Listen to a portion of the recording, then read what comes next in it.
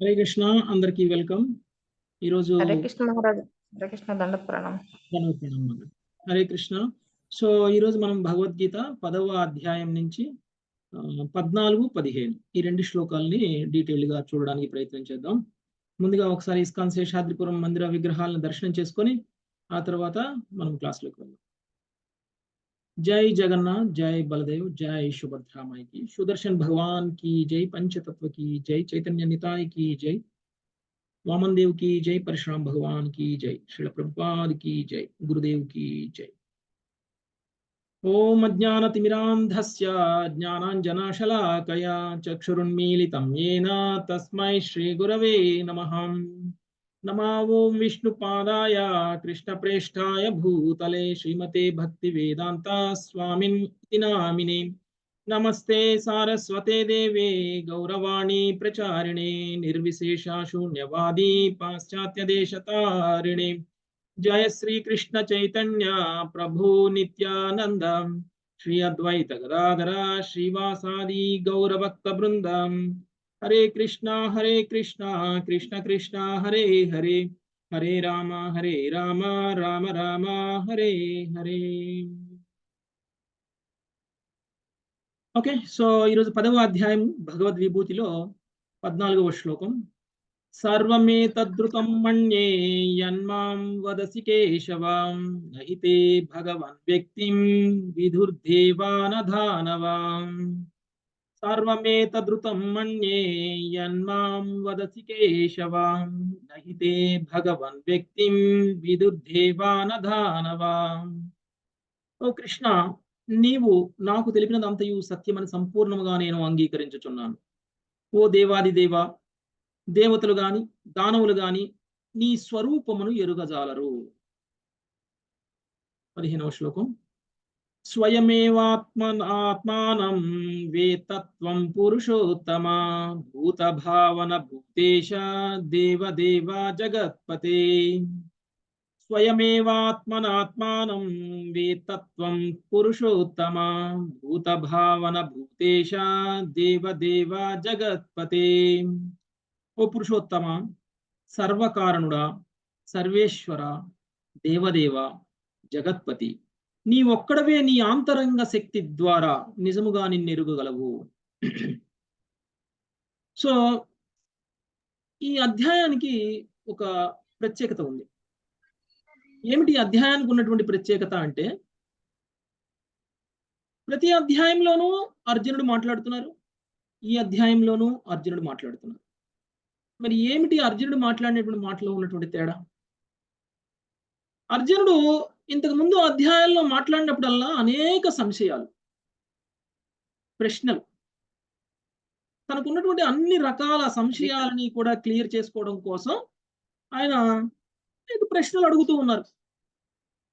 అయితే ఈ అధ్యాయంలో అర్జునుడు మాట్లాడిన దానికి ఇంతకు ముందు అధ్యాయంలో అర్జునుడు మాట్లాడిన దానికి తేడా ఏమిటి అంటే, ఈ అధ్యాయంలో అర్జునుడు ప్రశ్నించట్లేదు, అది తేడా. ఇంతకు ముందు అధ్యాయంలో అర్జునుడు ప్రశ్నించాడు, కానీ ఈ అధ్యాయంలో ప్రశ్నించట్లేదు. మరి ఏం చేస్తున్నాడు అర్జునుడు?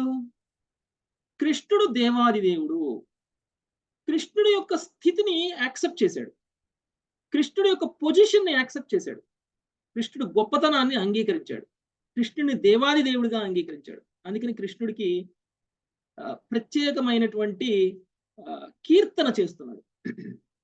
మనం ఇంతకు ముందు శ్లోకంలో చూస్తే అర్జునుడు ఆల్రెడీ నువ్వు పరంబ్రహ్మవి, పరంధామానివి, పవిత్రానివి, పరంభవాన్, పురుషం, శాశ్వతం, దివ్యం, ఆదిదేవం, అజం, విభుం అని ఆల్రెడీ చెప్పేశాడు. మరి మళ్ళీ ఈ శ్లోకంలో చూస్తే ఏం చెప్తున్నారు ఈ రోజు శ్లోకంలో అంటే, నీవు సత్యము అనేటువంటి విషయాన్ని తెలియజేశాడు. అంటే ఇప్పుడు ఇంతకు ముందు శ్లోకంలో ఆల్రెడీ తెలియజేసిన తరువాత మళ్ళీ అదే విషయాన్ని మళ్ళీ ఈ శ్లోకంలో చెప్తుంటే మనం అసలు ఎలా అర్థం చేసుకోవాలి దీన్ని? ఇంతకు ముందు చెప్పాడు, నువ్వు ఎంత గొప్పవాడివి అని అంటే, నీకంటే గొప్పవాళ్ళు ఇంకెవరూ లేరు, నువ్వే ఆదిదేవుడివి, నువ్వే, నీకు పుట్టుక చావు లేదు, అలాంటివన్నీ చెప్పిన తర్వాత మళ్ళీ ఇప్పుడు కూడా అదే మాట చెప్తున్నారు. నీ గురించి కనీసంగా దేవతలు తెలుసుకోలేరు, అసురులు తెలుసుకోలేరు, నీ గురించి నీ నీకు తప్ప ఎవరికీ తెలియదు. ఇలాంటి కొన్ని ప్రత్యేకమైనటువంటి మాటల్ని మాట్లాడారు. అయితే మరి ఏమిటి తేడా ఇంతకు ముందు చెప్పిన దానికి ఇప్పుడు చెప్పిన దానికి ఏంటంటే, ఇంతకు ముందు చెప్పింది ఏమన్నాడు? నువ్వు పలానా అని చెప్పి ఈ విషయాన్ని ఇప్పుడు నువ్వు చెప్తున్నావు. ఇంతకు ముందు అసితుడు, నారదుడు, దేవలుడు, వ్యాసుడు ఇలాంటి గొప్ప గొప్ప వాళ్ళు కూడా చెప్పారు.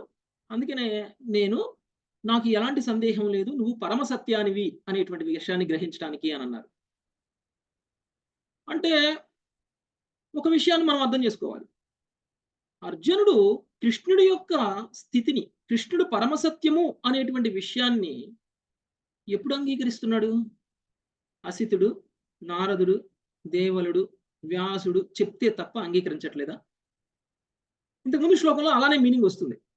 నేను నిన్ను పరమసత్యము అని ఎందుకు అంగీకరిస్తున్నాను అని అంటే, అసితుడు, నారదుడు, దేవలుడు, వ్యాసుడు కూడా చెప్పారు కాబట్టి నేను నిన్ను పరమసత్యము అనేటువంటి విషయాన్ని అంగీకరిస్తున్నాను అని చెప్పారు. దీన్ని మనం ఎలా అర్థం చేసుకోవాలంటే, ఇది యాక్చువల్గా చూస్తే ఒక అపరాధం. భగవంతుడు స్వయంగా నేను ఫలానా అని చెప్పేశారు.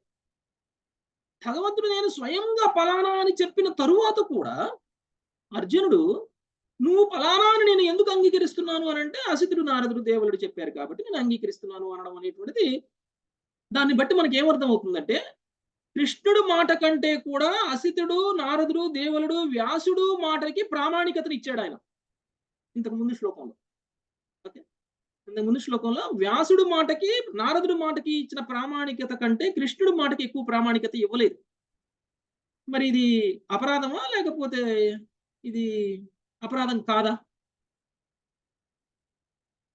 అపరాధం అవుతుంది. ఎందుకంటే భక్తులు చాలా పెద్ద అపరాధం. కృష్ణుడిని ప్రామాణికంగా భావించకుండా ఎవరో మహర్షుల్ని ప్రామాణికంగా భావించడం అనేటువంటిది చాలా పెద్ద అపరాధం. ఎందుకు ఇలా చేశాడు అర్జునుడు ఎందుకు ఇలా చేశాడు? ఇంకా ఆయనలో కొంచెం అజ్ఞానం అనేది కొద్దిగా ఉంది. అప్పుడు కృష్ణుడు భగవద్గీత అర్జునుడితో మాట్లాడేవాడు కాదు. అంటే ప్రభుజీ, ఎవరైనా మహాత్ములు చెప్పిన ప్రామాణికమైన మార్గంలో ఈ విధంగా అనుసరించాలని ఒక విధంగా మనకు నేర్పించారు ప్రభుజీ. ఇప్పుడు అర్జునుడికి తెలుసు కృష్ణుడి స్థితిని. ఓకే, కృష్ణుడు చెప్పాడు కాబట్టి కృష్ణుడు చెప్పింది ఎక్కువ ప్రామాణికం. తర్వాత చెప్పినటువంటి మహర్షుల విషయాల కంటే కూడా కృష్ణుడు చెప్పిందే ఎక్కువ ప్రామాణికం. కానీ ఇంతకు ముందు శ్లోకంలో కృష్ణుడి ప్రామాణికత కంటే మహర్షుల ప్రామాణికతని ఎక్కువగా ఎత్తి చూపించాడు. అయితే ఎందుకు చెప్పాడు అదంటే, మనలాంటి సామాన్యమైనటువంటి మానవుల కోసం. ఉదాహరణకి ఇప్పుడు నేను ఫలానా, నేను అంత గొప్ప, నేను ఇంత గొప్ప అని నేను చెప్తే శ్రీదేవి మాతాజీ అవును ప్రభుజీ మీరు అంత గొప్ప, మీరు ఇంత గొప్ప అని అంగీకరించారనుకోండి, దాన్ని మీరందరూ యాక్సెప్ట్ చేస్తారా? మిగిలిన వాళ్ళందరూ కొంచెం కష్టం. ఎందుకంటే ఆయన చెప్పుకుంటున్నాడు, ఆమెకి చెల్లిలో అక్కో ఆమె కూడా అంగీకరిస్తుంది. సో కాబట్టి వాళ్ళిద్దరు డబ్బా వాళ్ళు కొట్టుకుంటున్నారు, దాన్ని మనం ఎందుకు అంగీకరించాలి అని అనుకునే ప్రమాదం ఉంది. అందుకని అర్జునుడు నువ్వు చెప్తున్నావు, నువ్వు చెప్పిన విషయాన్ని ఇతరులు కూడా అంగీకరించారు. అప్పుడు మనకేంటి, మనం వినే వాళ్ళకి మనకి అవును కదా, కృష్ణుడికి అర్జునుడు భావమరిది కాబట్టి అంగీకరించట్లేదు. కృష్ణుడికి అర్జునుడు భావమరిది కాబట్టి అంగీకరించట్లేదు. కృష్ణుడితోటి భౌతికమైనటువంటి సంబంధం లేనటువంటి వ్యక్తులైనటువంటి అసితుడు, నారదుడు, దేవలుడు వాళ్ళు కూడా అంగీకరించారు కాబట్టి అర్జునుడు కూడా అంగీకరిస్తున్నాడు. కానీ కృష్ణుడికి అర్జునుడికి మధ్య ఉన్నటువంటి రిలేషన్ కొలది ఆయన అంగీకరించట్లేదు అనేటువంటి విషయం మనకి ఇంతకు ముందు శ్లోకంలో మనకు అర్థం కావాలి. మరి అయితే మనందరి కోసం ఒక విషయాన్ని చెప్పాడే కానీ అర్జునుడైతే మాత్రం అపరాధం చేసేశారు. ఏంటి? కృష్ణుడి ప్రామాణికత కంటే మహర్షుల యొక్క ప్రామాణికతకి ఎక్కువగా విలువిచ్చాడు. మరి దాన్ని ఎలా కవరప్ చేయాలి, దాన్ని ఎలా కవరప్ చేయాలి అనేటువంటిదే ఈ రోజు శ్లోకాలు. ఓకే, ఈ రోజు శ్లోకంలో అర్జునుడు ఒక మాట చెప్తున్నారు, నీవు నాకు తెలిపినదంతయు సత్యమని సంపూర్ణంగా నేను అంగీకరిస్తున్నాను అనేటువంటి విషయాన్ని చెప్పారు. అంటే అసితుడు చెప్పాడు కాబట్టి నేను నమ్మట్లేదు, నారదుడు చెప్పాడు కాబట్టి నేను నమ్మట్లేదు, వ్యాసుడు దేవుడు చెప్పాడు కాబట్టి నేను నమ్మట్లేదు, నువ్వు చెప్పావు కాబట్టి నేను నమ్ముతున్నాను అనేటువంటి విషయాన్ని చెప్తున్నారు. అంటే ఇక్కడ మహర్షుల ప్రామాణికత కంటే కృష్ణుడి యొక్క ప్రామాణికతని డామినేట్ చేసేలా మాట్లాడారు. ఇంతకు ముందు మాట్లాడింది మన కోసం, ఇప్పుడు మాట్లాడింది తన అపరాధాన్ని కవర్ చేసుకోవడం కోసం. సో ఈ విధంగా కృష్ణుడి యొక్క గొప్పతనాన్ని ఆయన అంగీకరించాడు. అంటే మనం ఏం చేయాలి? కృష్ణుడు చెప్పినటువంటి దాన్ని చెప్పినట్లు అంగీకరించాలి అర్జునుడిలా. ఎప్పుడైతే మనం అర్జునుడి మార్గంలో లేమో మనం తప్పు మార్గంలో ఉన్నాము అని అర్థం. కృష్ణుడి కంటే ప్రామాణికం ఎవరూ లేరు ఈ సమస్త సృష్టిలో. ఎందుకంటే సమస్త సృష్టి కూడా కృష్ణుడి ద్వారానే వచ్చింది. సమస్త సృష్టి కూడా కృష్ణుడి యొక్క నియంత్రణలోనే ఉంది. అదే విషయం మనకి చతుశ్లోకి భగవద్గీతలో 10.8లో మనకి 100% క్లియర్ అయిపోయింది. కృష్ణుడే చెప్పేశాడు. కృష్ణుడు చెప్పాడు కాబట్టి అంతకంటే ప్రామాణికమైనది లేదు అనేటువంటి విషయం ఇక్కడ అర్జునుడు ఒప్పుకున్నాడు. అర్జునుడు ఒప్పుకున్నాడు కాబట్టి అర్జునుడి అడుగుజాడల్లో ఉన్నటువంటి మనం అందరం కూడా ఒప్పుకోవాలి. మనం అందరం ఒప్పుకున్నాము అంటే 10.8లో కృష్ణుడు చెప్పినటువంటి విషయం ఏమిటి అంటే సమస్త ఆధ్యాత్మిక భౌతిక విశ్వాలకి నేనే మూలము అనేటువంటి విషయాన్ని చెప్పారు. సమస్త ఆధ్యాత్మిక భౌతిక విశ్వాలకి నేనే మూలము అనేటువంటి విషయాన్ని చెప్పారు. కాబట్టి అందులో మనకి ఏ డౌట్ లేదు. ప్రాబ్లం ఏంటంటే ఈ విషయాన్ని ఇక్కడ అర్జునుడు ఏం చెప్తున్నారంటే నీ యొక్క గొప్పతనము అనేటువంటిది నేను అంగీకరిస్తున్నాను, కానీ నీ గొప్పతనాన్ని అసురులు దేవతలు కూడా అంగీకరించలేరు అనేటువంటి విషయాన్ని చెప్తున్నారు. యాక్చువల్గా చూస్తే అసురులకి చాలా శక్తి సామర్థ్యాలు ఉన్నాయి. అసురులు చాలా గొప్పవాళ్ళు. వాళ్ళు అసురులు ఎందుకు అయ్యారు అంటే వాళ్ళకు ఉన్నటువంటి భౌతికమైనటువంటి తెలివితేటల వల్ల. ఎంత ఎక్కువగా భౌతిక తెలివితేటలు ఉన్నాయి అంటే వాళ్ళకి, అంటే వాళ్ళ నాలెడ్జ్ ఎంత ఎక్కువగా ఉంది అని అంటే వాళ్ళకు ఉన్నటువంటి నాలెడ్జ్ తోటి చివరికి భగవంతుడిని కూడా తిరస్కరించే స్థాయి వరకు వాళ్ళకి నాలెడ్జ్ ఉంది. భగవంతుడి యొక్క సృష్టికి ప్రతి సృష్టి చేయాలి అనుకునేటువంటి స్థాయిలో ఉంది వాళ్ళ నాలెడ్జ్. సైంటిస్టులు వీళ్ళందరూ కూడా ఏం చేస్తున్నారు? భగవంతుడు లేడు, ఏం లేదు, మొత్తం సైన్స్. భగవంతుడు లేకుండానే జీవులు ఉద్భవిస్తారా? శరీరము అనేటువంటిది కెమికల్ రియాక్షన్స్ ద్వారా ఏర్పడితే ఆ కెమికల్స్ ఎక్కడి నుంచి వచ్చాయి? ఆ కెమికల్స్ కి మూలం ఏంటి? ప్రకృతి. ఈ ప్రకృతి ఎక్కడి నుంచి వచ్చింది? అంటే వాళ్ళ ప్రశ్నలు అనేటువంటిది ఒక స్థాయి వరకు ఆగిపోయాయి. వాళ్ళ రీసెర్చ్ అనేటువంటిది ఒక స్థాయి వరకు ఆగిపోయింది. ఎక్కడి నుంచి అయితే పూర్తిగా ఆధ్యాత్మికమో, దేని తరువాత అయితే ఇంకా మనకి ప్రశ్నకి సమాధానం దొరకడం కష్టమవుతుందో అక్కడ భగవంతుడికి సంబంధించినటువంటి సృష్టికి సంబంధించినటువంటి ముఖ్యమైనటువంటి రహస్యాలన్నీ బయటపడతాయి. కానీ వాటిని మనం ప్రశ్నించకుండా కెమికల్ ఎక్కడి నుంచి వచ్చింది అనేటువంటి విషయానికి కేవలం సమాధానం కూడా దొరకకుండా కెమికల్ రియాక్షన్స్ వల్లనే మనకి భౌతికమైనటువంటి శరీరం ఏర్పడుతుంది అని అంటే సైంటిస్టులు మహా కావాలంటే ఒక భౌతికమైనటువంటి శరీరాన్ని తయారు చేయగలరేమో.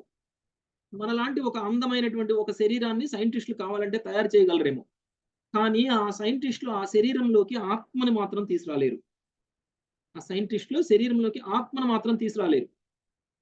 అంటే సైంటిస్టులు చచ్చిపోయినటువంటి శవానికి మళ్ళీ దాన్ని జీవాన్ని కలిగించలేరు. వాళ్ళు సృష్టించినటువంటి ఒక భౌతికమైనటువంటి వస్తువులోకి జీవాన్ని కూడా తీసుకురాలేరు. మహా అయితే మ్యాక్స్ టు మ్యాక్స్ ఒక ఆర్టిఫిషియల్ ఇంటెలిజెన్స్ అనేటువంటి ఒక పరికరాలను ఏమైనా తయారు చేయగలరేమో. కానీ అంతకు మించి దాంట్లో భావాలని, దాంట్లో వాళ్ళు తయారు చేసినటువంటి దాంట్లో మనసుని, బుద్ధిని సృష్టించడం అనేటువంటి కష్టం. మనం చేసిన ప్రోగ్రామ్ ప్రకారం మాట్లాడేటువంటిది, మనం చేసినటువంటి ఇన్స్ట్రక్షన్స్ ప్రకారంగా ఆన్సర్స్ ఇచ్చేటువంటిది ఒక మెషిన్స్ తయారు చేస్తే తయారు చేయగలరేమో. కానీ అంతకు మించి మనిషిని తయారు చేయడం వాళ్ళకి సాధ్యం కాదు, జీవుల్ని తయారు చేయడం వాళ్ళకి సాధ్యం కాదు. కాబట్టి కృష్ణుడు చెప్తున్నారు కాబట్టి మనం అందరం కూడా అంగీకరించాలి. ఇప్పటి వరకు కృష్ణుడు ఏమేమి చెప్తూ వచ్చారో అవన్నీ పరమ సత్యాలు. కృష్ణుడు చెప్పినవన్నీ కూడా పరమ సత్యాలు. కృష్ణుడు ఏం చెప్పారు? నీ కర్మకి అనుగుణంగా నీకు శరీరం వస్తుంది. కానీ అసురులు ఏం చెప్తారు? కర్మ లేదు, గిర్మ లేదు, ఎంజాయ్ చేయి, మనకు ఇచ్చినటువంటి జీవితమే మనము అనుభవించడానికి అని చెప్తారు. కృష్ణుడు ఏం చెప్తున్నారు? నీ శరీరం శాశ్వతం కాదు, నీ ఆత్మ శాశ్వతము. ఈ ఆత్మకి ఎప్పటికీ కూడా చావు పుట్టుక అనేటువంటిది లేదు. ఆత్మని ఎవరు నశింప చేయలేరు. ఆత్మకు సంబంధించినటువంటి కంప్లీట్ తత్వం మొత్తం కూడా తెలియజేశారు శ్రీకృష్ణ భగవానుడు. కానీ అసురులు ఏం చెప్తారు? ఆత్మ లేదు, పునర్జన్మ లేదు, కర్మ లేదు, కర్మఫలం లేదు అని చెప్తారు. కేవలం మనం కష్టపడాలి, మనం అనుభవించాలి, మనం కష్టపడిన దానికే మనం ఫలితాలను అనుభవిస్తాము అనేటువంటి విషయం చెప్తారు. కానీ కృష్ణుడు ఏం చెప్తున్నారు? అలా చెప్పట్లేదు. అందుకనే అసురులు కూడా కృష్ణుడిని అర్థం చేసుకోలేరు అనేటువంటి విషయాన్ని ఇక్కడ అర్జునుడు తెలియజేస్తున్నారు. అందుకని శ్రీకృష్ణ భగవానుడు పూర్ణ సత్యము అనేటువంటి విషయాన్ని మనకి అర్జునుడు లాంటి శుద్ధ భక్తుల యొక్క పరంపరలో ఉన్నటువంటి వ్యక్తులకి తప్ప ఎవ్వరికీ అర్థం కాదు. చివరికి దేవతలకు కూడా అర్థం కాదు అనేటువంటి విషయాన్ని చెప్తున్నారు. సో దేవతలకి కూడా అర్థం కాదు అనేటువంటి విషయాన్ని మనం ఎలా అర్థం చేసుకోవాలి అని అంటే, యాక్చువల్గా శ్రీకృష్ణ భగవానుడు అంతర్ధాన సమయం, శ్రీకృష్ణ భగవానుడి యొక్క ఆవిర్భావ సమయంలోనూ దేవతలు వచ్చారు, శ్రీకృష్ణ భగవానుడి యొక్క అంతర్ధాన సమయంలోనూ దేవతలు వచ్చారు. శ్రీకృష్ణ భగవానుడి యొక్క ఆవిర్భావ సమయంలో దేవతలు ఎలా వచ్చారు అని అంటే, భూదేవి వెళ్ళి బ్రహ్మదేవుడికి తన యొక్క బాధ గురించి తెలియచేశారు. భూమి యొక్క భారం పాపాత్ములైనటువంటి రాజుల వలన పెరిగిపోయింది, భూభారం తగ్గించడానికి నేనేం చెయ్యాలి అని భూదేవి బ్రహ్మదేవుడిని మొరపెట్టుకుంటే, బ్రహ్మదేవుడు దేవతలందరినీ తీసుకుని క్షీరసాగరం దగ్గరికి వెళ్ళి విష్ణు భగవానుడి గురించి ప్రార్థన చేయడం జరిగింది. విష్ణు భగవానుడికి చేసినటువంటి ప్రార్థనలో భగవంతుడు బ్రహ్మతో మాట్లాడినటువంటి మాటలు దేవతలకు కూడా వినపడలేదు. దేవతలకి దర్శనము దొరకలేదు, దేవతలకి భగవంతుడి యొక్క మాట కూడా వినపడలేదు. కేవలం బ్రహ్మదేవుడికి మాత్రమే వినపడింది. ఏం చెప్పారు బ్రహ్మదేవుడు? నేను ఆవిర్భవించనున్నారు, భూదేవి భారాన్ని తగ్గించనున్నాను అని శ్రీకృష్ణ భగవానుడు చెప్పేశారు. యదువంశంలో నేను అవతరించబోతున్నాను, యదువంశంలో అవతరించి దుర్మార్గులు పాపాత్ములు అయినటువంటి క్షత్రియులందరినీ కూడా నేను చంపేస్తాను, అసురులందరినీ కూడా నేను చంపేస్తాను, భూమి యొక్క భారాన్ని నేను తగ్గిస్తాను అనేటువంటి విషయాన్ని బ్రహ్మదేవుడికి భగవంతుడు మెసేజ్ ఇచ్చేశారు. దురదృష్టవశాత్తు ఈ విషయం దేవతలకు అర్థం కాలేదు. బ్రహ్మదేవుడు ఏం చెప్పారు? నాకు భగవంతుడు ఈ విషయాన్ని చెప్పారు, మీ అందరూ శ్రద్ధగా వినండి. భగవంతుడు రావడానికంటే మీరందరూ వెళ్ళిపోయి యదువంశంలో పుత్రులుగా పౌత్రులుగా జన్మ తీసుకొని శ్రీకృష్ణ భగవానుడి రాక కోసం ఎదురు చూడండి అనేటువంటి విషయాన్ని చెప్పారు. అప్పుడు కానీ దేవతలకు తెలిసింది, లేకపోతే దేవతలకు కూడా తెలియలేదు. ఇంకొకటి, దేవతలు కేవలం శ్రీకృష్ణ భగవానుడి ఆగమనం కోసం ఎదురు చూస్తూ యదువంశంలో అవతరించారు. శ్రీకృష్ణ భగవానుడి కోసం వచ్చారు. శ్రీకృష్ణ భగవానుడి యొక్క లీలలో భాగం పంచుకోవడం కోసం వచ్చినటువంటి దేవతలందరినీ తిరిగి తమ ధామానికి తీసుకెళ్లేటువంటి బాధ్యత శ్రీకృష్ణ భగవానుడి తీసుకుంటారు. అంటే మనం అందరం భయపడవసరం లేదు. శ్రీకృష్ణ భగవానుడి యొక్క లీలలో భాగం పంచుకోవడానికి తిరిగి మళ్ళీ జన్మ తీసుకోవాలి అని అంటే మనందరం భయపడవసరం లేదు. ఎందుకంటే మనందరికీ కూడా ముక్త స్థాయి వచ్చింది అనుకోండి, మనందరం ముక్తులమయ్యేటువంటి అర్హత పొందామనుకోండి, ముందుగా మనం గోలోక వృందావనానికి వెళ్ళడానికంటే ముందు మనకి శ్రీకృష్ణ భగవానుడు తన లీలలో భాగం పంచుకునేటువంటి అవకాశాన్ని ఇస్తారు. తన లీలలో కనుక మనం భాగం పంచుకోగలిగితే ఏమిటి శ్రీకృష్ణ భగవానుడు అనేటువంటి విషయాన్ని ఇంకా మనం ఎక్కువగా అర్థం చేసుకోగలం. అంతేకాదు, శ్రీకృష్ణ భగవానుడికి సేవ ఎలా చేయాలి, మన పొజిషన్ ఏంటి, శ్రీకృష్ణ భగవానుడితో మనకు ఉన్నటువంటి రిలేషన్ ఏంటి, ఆ రిలేషన్ లో మనం కృష్ణుడికి మనం చేసేటువంటి సేవ ఏమిటి అనేటువంటి విషయాన్ని మనం కృష్ణలీలలో భాగం పంచుకున్నప్పుడు మనం అర్థం చేసుకోగలుగుతాం. ఆ కృష్ణలీలలు ముగించే సమయానికి శ్రీకృష్ణ భగవానుడు మనల్ని తన ధామానికి తీసుకుని వెళ్ళిపోతారు. అలానే యదువంశంలో అవతరించినటువంటి దేవతలందరికీ కూడా శ్రీకృష్ణ భగవానుడి యొక్క ధామానికి వెళ్ళేటువంటి అర్హత వచ్చింది కాబట్టి వాళ్ళందరినీ బృందావనంలో యదువంశంలో అవతరించి ఆయన లీలల్లో భాగం పంచుకునేలా చేశారు శ్రీకృష్ణ భగవానుడు. చివరికి శ్రీకృష్ణ భగవానుడు అంతర్ధానానికంటే ముందే ఈ దేవతలందరినీ కూడా తమలో తామే కొట్టుకొని తమలో తామే నశించిపోయేలా చేసి యదువంశీయులందరూ కూడా నాశనం అయిపోయిన తరువాత, వాళ్ళందరూ కూడా భగవద్ధామానికి వెళ్ళిపోయిన తరువాత, ఇప్పుడు శ్రీకృష్ణ భగవానుడు అందరికంటే వెనక లాస్ట్ గా శ్రీకృష్ణ భగవానుడు తన ధామానికి వెళ్ళిపోవడం అనేటువంటిది జరిగింది. ఈ విషయం దేవతలకు కూడా అర్థం కాలేదు. ఈ విషయం శుద్ధ భక్తులైనటువంటి దేవతలకే అర్థం కాలేదు. ఇక మనకేం అర్థమవుతుంది? ఇంకొకటి, ఈ దేవతలందరూ శ్రీకృష్ణుడు ఆవిర్భావానికంటే ముందే వచ్చి ఏర్పాట్లన్నీ ఎలా చేశారో, అలానే శ్రీకృష్ణ భగవానుడి అంతర్ధానానికంటే ముందే దేవతలందరూ రెడీ అయిపోయారు. శ్రీకృష్ణ భగవానుడిని తన ధామానికి తీసుకువెళ్ళేటప్పుడు మేము కూడా చూడాలి, శ్రీకృష్ణ భగవానుడు తన ధామానికి ప్రయాణం చేసేటప్పుడు మేము కూడా చూడాలి అని దేవతలందరూ కూడా, అంటే అప్పుడు ఉన్నటువంటి దేవతలు, అంటే భగవద్ధామానికి వెళ్ళిన దేవతల గురించి మాట్లాడట్లేదు, భగవంతుడి యొక్క లీలల్లో భాగం పంచుకున్నటువంటి దేవతలు కాదు. దేవతలు మళ్ళీ వాళ్ళ పొజిషన్స్ లోకి మళ్ళీ అర్హత ఉన్నటువంటి ఇతర భక్తులు వచ్చేసారు ఆల్రెడీ అప్పటికే. వాళ్ళందరూ ఏం చేశారు? ఆకాశంలో విమానాలను వేసుకొని వచ్చేసారు. శ్రీకృష్ణ భగవానుడు అంతర్ధాన సమయంలో సాక్షిగా మేము నిలబడాలి అని చెప్పేసి ఆకాశంలో విమానాల బీడు ఎక్కువైపోయింది, రష్ ఎక్కువైపోయింది, ట్రాఫిక్ ఎక్కువైపోయింది. సో వాళ్ళ విమానాలు వేసుకుని బ్రహ్మతో సహా శివుడితో సహా ఇతర ఇంద్రుడు, చంద్రుడు, సూర్యుడు వరుణుడు, వాయువు అందరూ వచ్చేసారు. అందరూ వచ్చేసి శ్రీకృష్ణుడి అంతర్ధాన సమయంలో మేము ఉండాలి, మేము చూడాలి అని ఎదురు చూస్తున్నటువంటి సమయంలో వాళ్ళకి తెలియకుండానే వాళ్ళ ఆలోచనలకి పరంగా, వాళ్ళ దృష్టికి పరంగా శ్రీకృష్ణ భగవానుడు అంతర్ధానం అయిపోయి భౌతిక విశ్వాన్ని వదిలిపోయి తన ధామానికి వెళ్ళిపోయారు. ఈ విషయం కూడా వాళ్ళకి అర్థం కాలేదు. ఇది శ్రీకృష్ణ భగవానుడి యొక్క సర్వశక్తిమత్వం అంటే. శ్రీకృష్ణ భగవానుడి గురించి దేవతలు కూడా అర్థం చేసుకోలేరు అని అంటే ఇది. ఇక అసురులు అర్థం చేసుకోలేరు అనడానికి ఒక ఉదాహరణ చెప్పాలి అని అంటే, అసురులు మామూలుగానే చాలా తెలివిగల వాళ్ళు అనేటువంటి విషయం చెప్పుకున్నాం మనం. ఎందుకంటే భగవంతుడిని ధిక్కరించినప్పటికీ వాళ్ళలో భగవంతుడు ఇచ్చినటువంటి శక్తి సామర్థ్యాలు, వాళ్ళకి భగవంతుడు ఇచ్చినటువంటి తెలివితేటలు చాలా ఎక్కువగా ఉన్నాయి. అందుకనే రావణాసురుడిని చూస్తే రావణాసురుడి ఉన్నటువంటి పాండిత్యం మామూలు పాండిత్యం కాదు. అందుకని ఆయనకి 10 తలలు. రావణాసురుడికి 10 తలలు. ఎందుకంటే రావణాసురుడికి ఉన్నటువంటి జ్ఞానం 10 తలల జ్ఞానం. ఒక్క తలతోటి మనకు ఉన్నటువంటి జ్ఞానంతో మనం చాలా గర్వితులం అవుతాం. కానీ రావణాసురుడికి 10 తలల జ్ఞానం ఉంది. మరి ఇంకా ఆయన ఎంత గర్వితులు అవ్వాలి?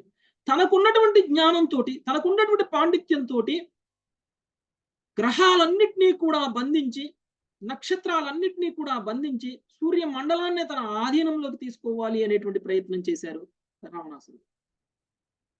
సో గ్రహాల యొక్క చలనానికి కూడా నిర్దేశించే స్థాయి వరకు రావణాసురుడి యొక్క తెలివితేటలు ఉన్నాయి. అర్థం చేసుకోండి. ఇప్పుడు సైంటిస్టులు గ్రహాల యొక్క చలనాన్ని ఏమీ మార్చలేరు. ఎన్ని గ్రహాలు ఉన్నాయి అనేటువంటి విషయాన్ని కూడా తెలుసుకోలేరు. గ్రహాల్లోకి వెళ్ళడానికి ప్రయత్నం చేసేటువంటి ప్రయత్నాలే విఫలం అయిపోతున్నాయి. వాళ్ళు వెళ్ళి సాధించింది కూడా ఆధ్యాత్మికంగా ఏమీ లేదు. కానీ రావణాసురుడు చూసారా, శని గ్రహాన్ని కావాలంటే శని గ్రహాన్ని బంధించి నువ్వు ఈ రోజు చలనం ఆపు అంటే ఆపేయాలి. ఏదైనా ఒక గ్రహాన్ని నీ డైరెక్షన్ మార్చుకో అంటే మార్చుకోవాలి. అంతటి శాసించేటువంటి శక్తి రావణాసురుడికి ఉంది.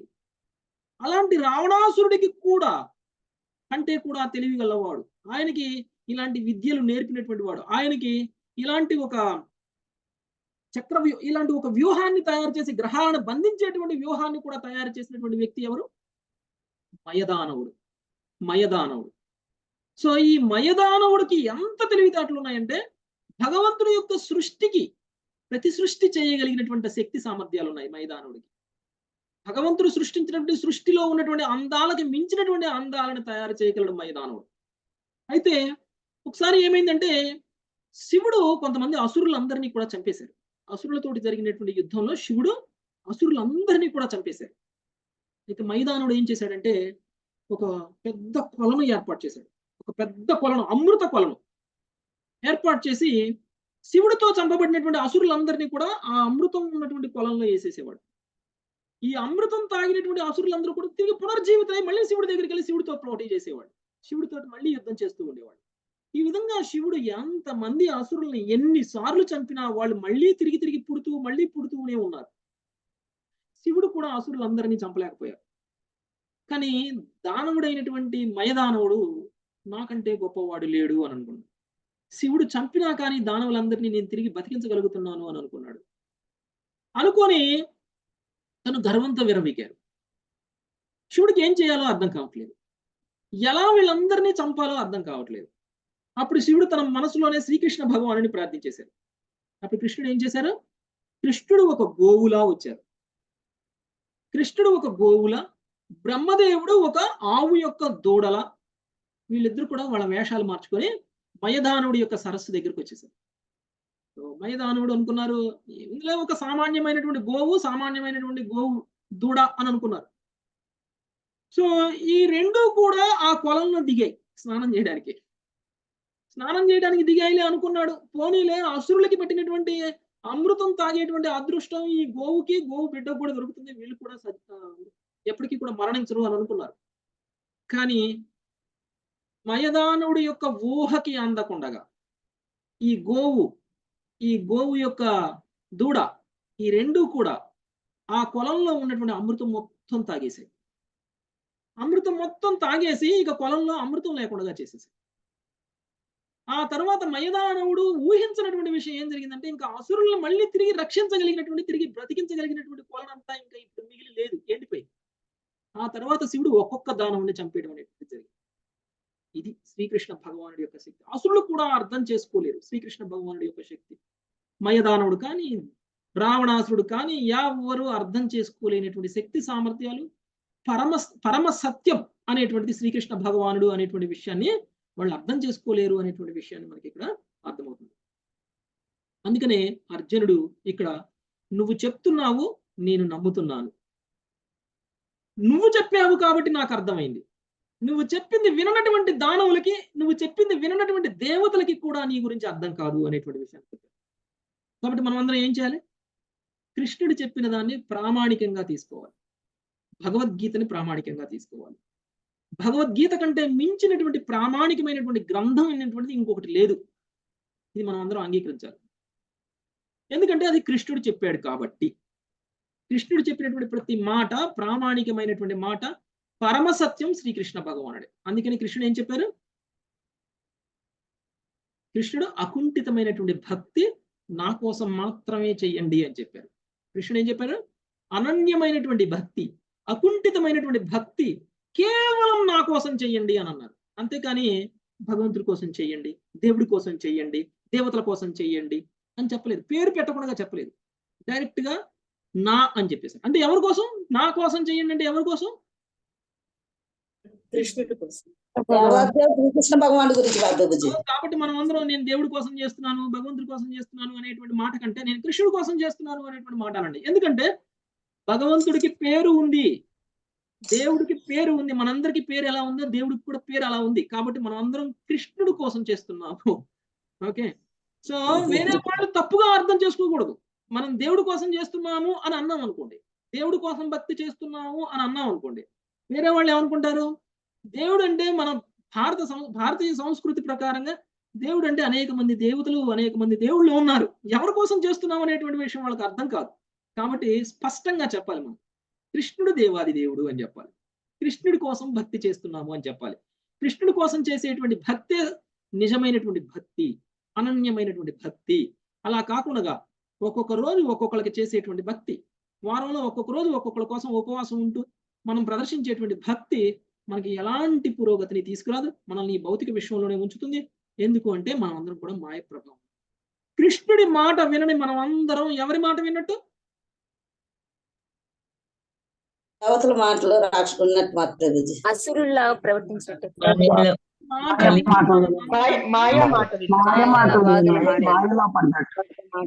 మాట వినని మనం అందరము మాయ మాట విన్నట్టు. ఓకే, మాయ ప్రభావంలో ఉన్నట్టు. మాయ ఏం చేస్తుందంటే మాయాదేవి. ఎవరు మాయాదేవి అంటే? దుర్గాదేవి. దుర్గాదేవి. దుర్గాదేవి చేతిలో ఏముంటుంది? ఖడ్గం, త్రిశూలం, పాసం అన్ని ఉంటాయి ప్రభుజీ. త్రిశూలంతో ఏం చేస్తుంది? మనల్ని రాక్షసులు. ధర్మార్థ కామాలు అవి. త్రిశూలం, 3 త్రిశూలం ఏమిటి అంటే ధర్మ, అర్థ, కామ. ధర్మ, అర్థ, కామాలను మన హృదయంలోకి పొడి చేస్తుంది. అంటే ధర్మాన్ని, అర్థాన్ని కామం కోసం వాడే విధంగా చేస్తుంది మనల్ని. ముఖ్యంగా మనకి ఇవ్వబడినటువంటి ధర్మాన్ని, అర్థాన్ని మోక్షం కోసం వాడాలి. కానీ ధర్మాన్ని, అర్థాన్ని కామం కోసం వాడేలా చేస్తుంది ఈ యొక్క మహామాయ.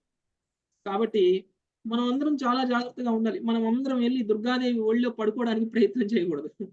దుర్గాదేవి మంచిగా జోకొడుతుంది, మనల్ని నిద్రపోయేలా చేస్తుంది, కృష్ణుడి నుంచి దూరం చేస్తుంది. కాబట్టి భౌతిక విశ్వ పరిధి నుంచి, భౌతిక విశ్వ ప్రభావం నుంచి, భౌతిక ప్రకృతి ప్రభావం నుంచి బయటపడాలి. మాయ ప్రభావం నుంచి బయటపడాలి. మాయ ప్రభావం నుంచి బయటపడాలి అని అంటే మాయ ప్రభావం లేని వాళ్ళని ఆశ్రయించాలి. మాయ ప్రభావం ఉన్న వాళ్ళని కాదు ఆశ్రయించాల్సింది. ఈ భౌతిక విశ్వంలో ఉన్నటువంటి దేవీ దేవతలు అందరూ కూడా మాయ ప్రభావంలో ఉన్నటువంటి వాళ్ళే. అందుకనే ఈ శ్లోకంలో అర్జునుడు ఏం చెప్తున్నారు? దేవతలకి కూడా నువ్వు అర్థం కావు, దేవతలకు కూడా నువ్వు అర్థం కావు. మనం ఏం చేస్తున్నాం? దేవతలే సర్వస్వం అని అనుకుంటున్నాం, దేవతలని పూజిస్తున్నాం, దేవతలని ఆశ్రయిస్తున్నాము. కానీ మనల్ని మాయలోంచి బయటికి దేవతలు కూడా తీసుకురాలేరు. ఎందుకంటే వాళ్ళు కూడా స్వయంగా మాయలో ఉన్నారు. అందుకని బ్రహ్మదేవుడు కూడా నేను కూడా మాయ ప్రభావంలో ఉన్నాను అని అన్నారు. భాగవతం చదివితే మనకు తెలుస్తుంది. బ్రహ్మదేవుడు మాయ ప్రభావంలో ఉండడం వల్ల తన సొంత కూతుర్నే తాను కామించే స్థితికి వెళ్ళిపోయాడు. బ్రహ్మదేవుడు తన సొంత కూతుర్నే తన సొంత కూతురు మీద తన కామ ప్రభావాన్ని వ్యక్తం చేశాడు. చివరికి నేను ఎంత నీచమైనటువంటి వాడిని, నేను ఎంత అపరాధం చేశాను, నా పాపం నుంచి నేను విముక్తుని అవ్వాలంటే నేను శరీరాన్ని మార్చేయాలి. ఈ శరీరంతో నేను చేసినటువంటి అపరాధం నుంచి విముక్తుణ్ణి అవ్వాలి అంటే నేను ఈ శరీరాన్ని మార్చేయాలని బ్రహ్మదేవుడు శరీర త్యాగం చేసేశారు. సొంత కూతుర్నే కామించినటువంటి బ్రహ్మదేవుడు శరీర త్యాగం చేసి తిరిగి ఇంకొక శరీరం తీసుకొని మళ్ళీ బ్రహ్మ పదవిలోకి వచ్చేసారు. అలా చెయ్యకపోతే తను అపవిత్రుణ్ణి అని అనుకున్నారు. అది మాయ ప్రభావం అంటే. అది మనం అందరం అనుకోవచ్చు మాయ మనల్ని ఏం చేస్తుందిలే అని. మాయతోటి యుద్ధం సామాన్యమైనటువంటి యుద్ధం కాదు. మాయతోటి యుద్ధంలో మీరు గెలవాలి అని అంటే కృష్ణుణ్ణి ఆశ్రయించాలి. మాయతోటి యుద్ధంలో మీరు గెలవాలంటే కృష్ణుణ్ణి ఆశ్రయించాలి. ఒక కథ ఉంది. ఒక కొలంలో చాలా చేపలు ఉన్నాయి. ఒక వలపన్ని చేపలన్నీ పట్టుకునేవాడు రోజు వచ్చి వల వేసి కొన్ని చేపలను తీసుకొని వెళ్ళిపోతూ ఉన్నాడు. ఆ చేపలలో ఒక చేప మాత్రం రోజు వల నుంచి తప్పించుకుంటుంది. ప్రతిరోజు వచ్చి వల పట్టి చేపలు పట్టేవాడు వల వేస్తున్నా కానీ ఆ చేప మాత్రం వల నుంచి తప్పించుకుంటుంది. ఎలా తప్పించుకుంటుందో ఎవరికి అర్థం కావట్లేదు. సో ఆ చేపని ఇంకొక చేప అడిగింది, ఎలా తప్పించుకుంటున్నావు నువ్వు రోజు? మన వాళ్ళందరూ పోయారు, కానీ ఎన్ని తరాలు పోతున్నా కానీ నువ్వు పోవట్లేదు, ఎలా తప్పించుకుంటున్నావు నువ్వు అని అడిగితే ఆ చేప ఏం చెప్పింది? ఆ వల పన్నే పాదాన్ని ఆశ్రయిస్తారు. నేను ఆయన పాదాల దగ్గరికి వెళ్ళి నిలబడుతున్నాను. ఆయన పాదాల దగ్గరికి వెళ్ళి నిలబడుతున్నాను నేను. అందుకనే వల వేసేవాడు పాదాలకు దూరంగా వేస్తాడు, పాదాల దగ్గర వేయడు. అందుకనే వల వేసేది కృష్ణుడు భౌతిక విషయంలో. మనం కృష్ణుడు వేసినటువంటి వల ఏంటది? మాయ. ఈ మాయ నుంచి మనం తప్పించుకోవాలి అని అంటే కృష్ణుడు పాదాల దగ్గరికి చేరాలి.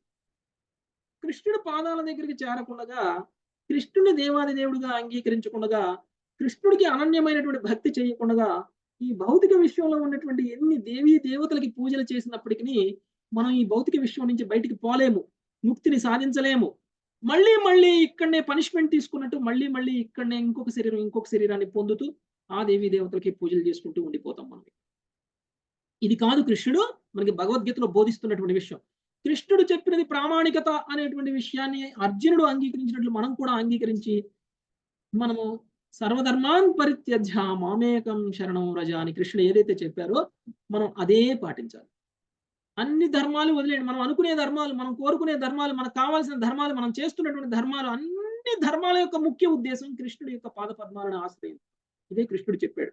సర్వధర్మాన్ పరిత్యజ్య అన్నాడు. అన్ని ధర్మాలు వదిలేయండి అబ్బా అన్నాడు. మీకెందుకు ఈ బాధ? మిమ్మల్ని నేను శాశ్వతమైనటువంటి సుఖాన్ని ఇస్తాను అని అన్నాను. ఈ అనిత్యమైనటువంటి జగత్తులో, దుఃఖాలయమైనటువంటి జగత్తులో దుఃఖాలను అనుభవించే స్థితి నుంచి మిమ్మల్ని విముక్తులను చేసి శాశ్వతమైనటువంటి సుఖాన్ని ఇవ్వడానికి నేను సిద్ధంగా ఉన్నాను, మీరు నన్ను అంగీకరించండి అని కృష్ణుడు చెప్తుంటే కృష్ణుడి నుంచి దూరంగా వెళ్ళిపోతున్నాం. కృష్ణుడి నామానికి కృష్ణుడికి ఎలాంటి తేడా లేదు. నామ రూపంలో కృష్ణుడు ఈ కలియుగంలో అవతరించారు. అది మనందరి అదృష్టం. కృష్ణుడు నామ రూపంలో కలియుగంలో అవతరించాడు. కృష్ణుడి యొక్క నామము మాత్రమే మనల్ని కలి కల్మషాల నుంచి దూరం చేయగలదు. కలి కల్మషాల నుంచి దూరం చేయగలిగింది కృష్ణుడి నామం మాత్రమే. అందుకనే కలో నాస్త్యైవ గతిరన్య హరేర్నామ హరేర్నామైవ కేవలం. శాస్త్రం మూడు సార్లు నొక్కి చెప్తుంది ఏమిటి అని అంటే హరినామము మాత్రమే మిమ్మల్ని రక్షించగలదు. కలియుగంలో అది తప్ప వేరే ఏ మార్గము లేదు అనేటువంటి విషయాన్ని శాస్త్రం.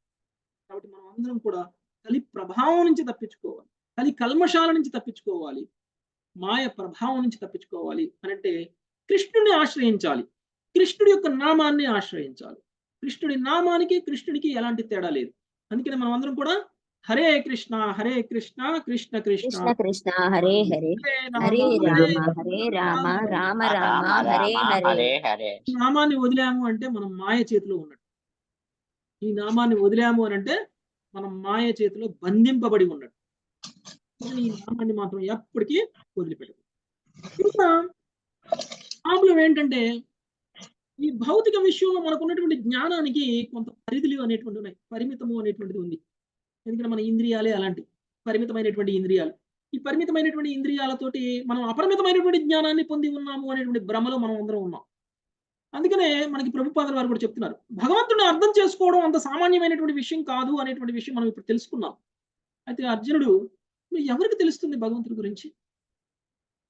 సరే, సృష్టిలో ఎవరికీ అర్థం కాదు, దేవతలకు కూడా అర్థం కాదు, అసురులకు కూడా అర్థం కాదు. మరి ఎవరికి అర్థమవుతుంది భగవంతుడి గురించి అంటే, భగవంతుడికి గురించి కేవలం భగవంతుడికే తెలుసు.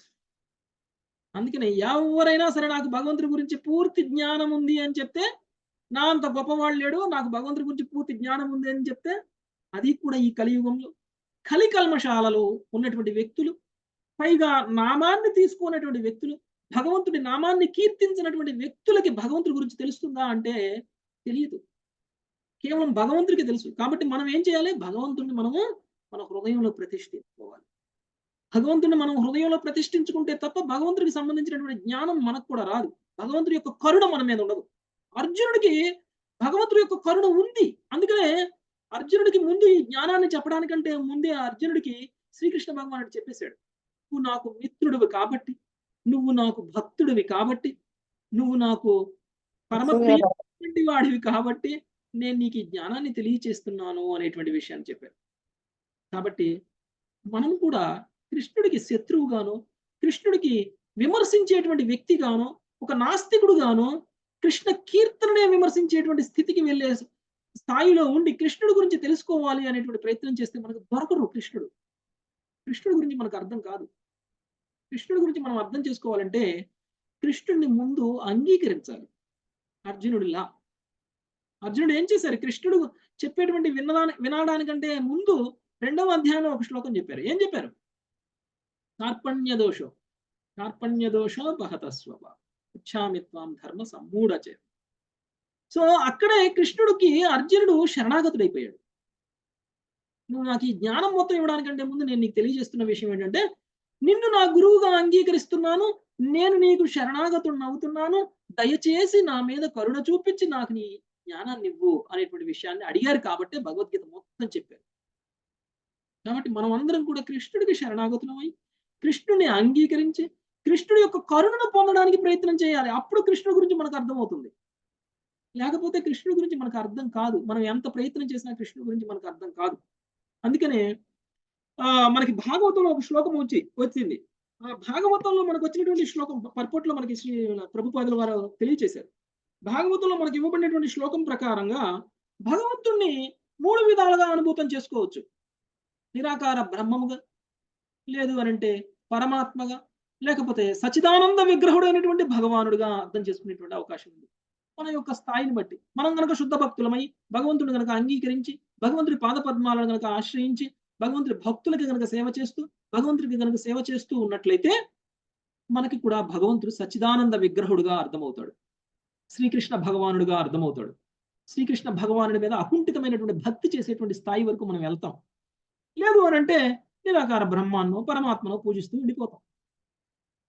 అందుకనే అర్జునుడు శ్రీకృష్ణుడి గురించి 15వ శ్లోకంలో తన గొప్పతనాన్ని గురించి, ఓ పురుషోత్తమ, ఓ సర్వకారణుడా, ఓ సర్వేశ్వరుడా, ఓ దేవదేవ, ఓ జగన్నాథ, నీ ఒక్కడవే నీ ఆంతరంగిక శక్తి ద్వారా నువ్వు తెలుసుకోగలుగుతావు అనేటువంటి విషయం చెప్పారు. అంటే కృష్ణుని తెలుసుకోవాలి అంటే మనం ఏం చేయాలి? ఆంతరంగిక శక్తి ప్రభావంలోకి రావాలి. భౌతిక శక్తి ప్రభావంలో ఉంటే మనకి కృష్ణుడు అర్థం కారు. ఆంతరంగిక శక్తి ప్రభావం అంటే యోగమాయ, యోగమాయ శక్తి ప్రభావంలోకి వచ్చినప్పుడు మాత్రమే మనం కృష్ణుడికి సమీపంగా వెళ్ళగలం, కృష్ణుడిని మనము అర్థం చేసుకోగలం. కృష్ణుడు 2 రకాల శక్తులని ప్రదర్శించారు. ఒకటి ఆంతరంగిక శక్తి, రెండవది బహిరంగ శక్తి. బహిరంగ శక్తి మాయ అయితే ఆంతరంగిక శక్తి యోగమాయ. ఏ విధంగా అయితే ఎలక్ట్రిసిటీ ఒకటే అవుతుంది, విద్యుత్ శక్తి ఒకటే, కానీ దాన్ని హీటర్కి ఇస్తే వేడెక్కిస్తుంది, కూలర్కి ఇస్తే చల్లదనాన్ని ఇస్తుంది. ఆ విధంగా భగవంతుడి శక్తి ఒకటే, కానీ భక్తుడి మీద పనిచేసేటువంటి ప్రభావం యోగమాయ శక్తి అయితే అభక్తుడి మీద పనిచేసేటువంటి ప్రభావం మహామాయ శక్తి. ఒకటే శక్తి, కానీ ఏ విధమైనటువంటి గుణాలను మనం కలిగి ఉన్నాము అనేటువంటి దాని మీద ఆ శక్తి మన మీద ఎలా పనిచేస్తుంది అనేటువంటిది ఆధారపడి ఉంటుంది. కాబట్టి మనం మారాలి, మన గుణాలు మారాలి, కృష్ణుడు గుణాలతోటి ఏకమవ్వాలి. కృష్ణుడికి ఉన్నటువంటి గుణాలన్నిటితోటి ఏకమవ్వకపోతే మనకి కృష్ణుడు అర్థం కాదు. బహుశా మనం అందరం అర్థం చేసుకోవచ్చేమో ఒక స్థాయిలో కృష్ణుడు పురుషోత్తముడు అని, పురుషోత్తముడు అంటే పురుషులెల్లల్లో ఉత్తముడు. అంటే పురుషుడు అంటే మనం ఇంతకు ముందే చెప్పుకున్నాం. మనకి కేవలం కృష్ణ భగవానుడు మాత్రమే పురుషుడు. పురుషుడు అంటే ఎవరైతే సర్వస్వాన్ని అనుభవించగలిగినటువంటి అర్హతని కలిగి ఉంటారో ఆయన మాత్రమే పురుషుడు. సర్వ ఐశ్వర్యాలని అనుభవించేటువంటి అర్హత ఎవరికైతే ఉంటుందో ఆయనే పురుషుడు. మనకి సర్వ ఐశ్వర్యాలు లేవు కూడా అనుభవించడానికి. ఫస్ట్ ఆఫ్ ఆల్ సర్వ ఐశ్వర్యాలని కలిగి ఉన్నవాడు అనుభవించగలడు.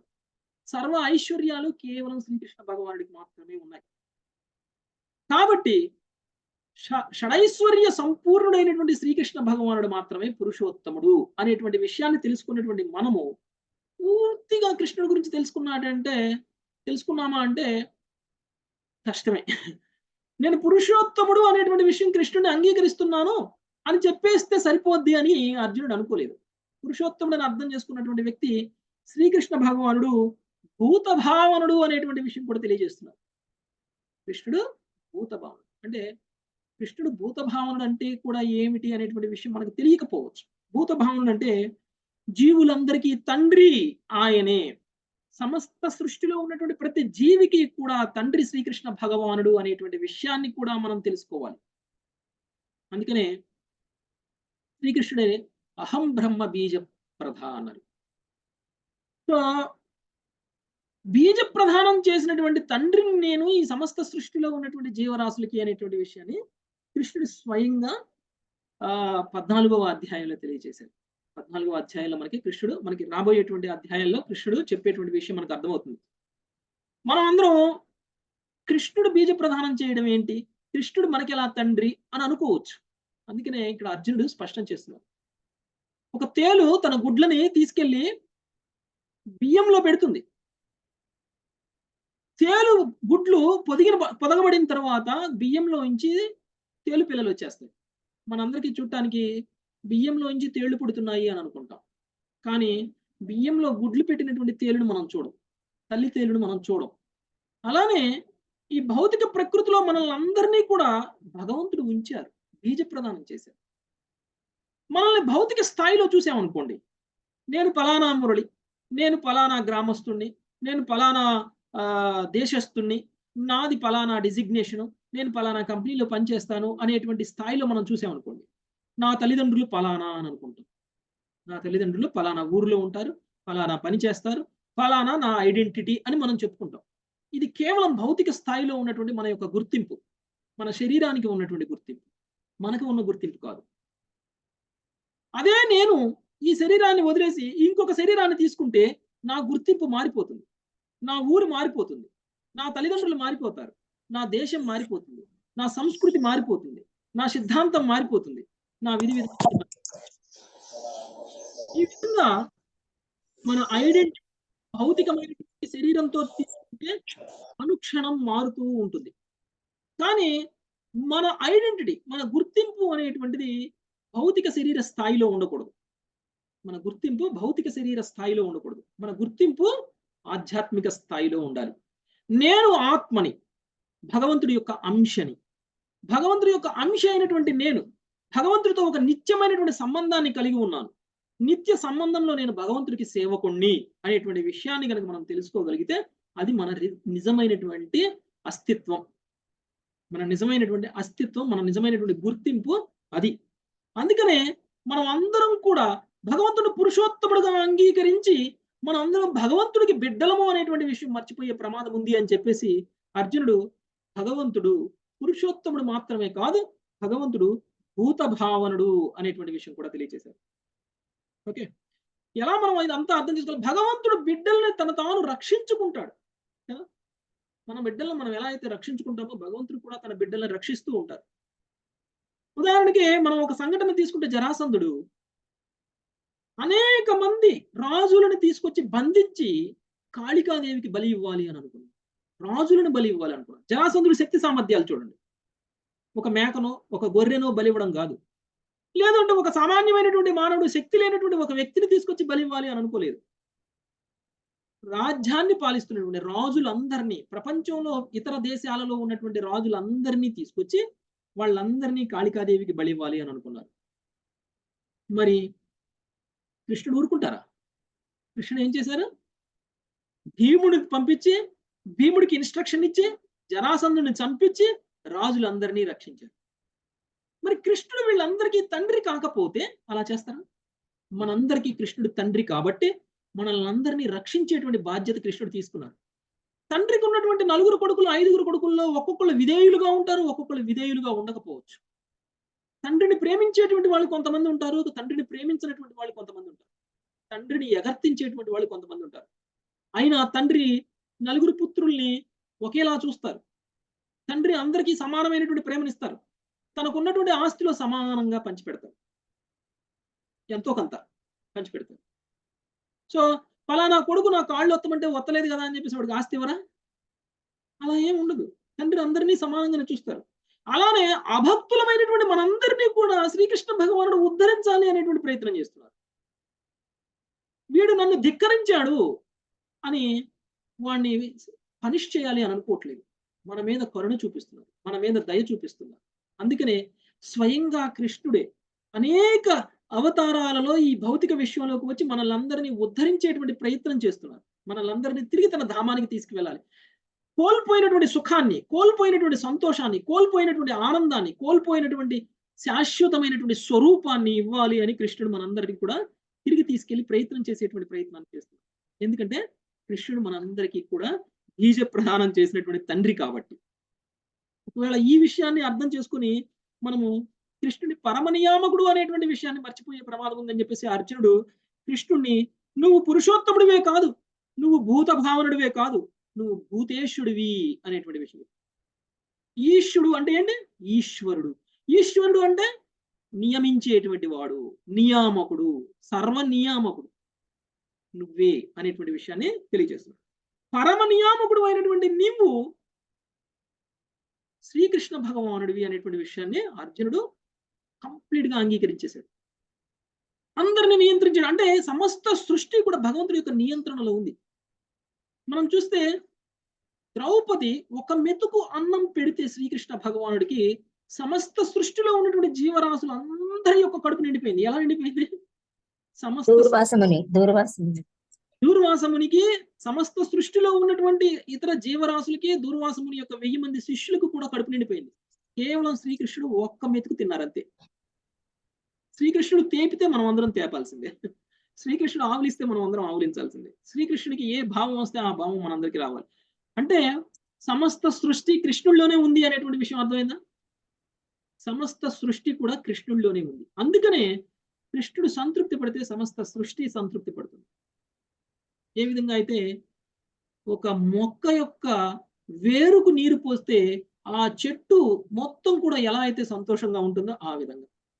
ఓకే, సో ఇది అర్థం చేసుకున్నటువంటి మనము ఇంకా కృష్ణుడి గురించి డీప్ ఎనాలిసిస్, డీప్ అర్థం చేసుకుంటామో లేదో అని చెప్పేసి కృష్ణుని ఇంకా ఇంకొక పదంతో కీర్తిస్తున్నారు. ఏమిటది?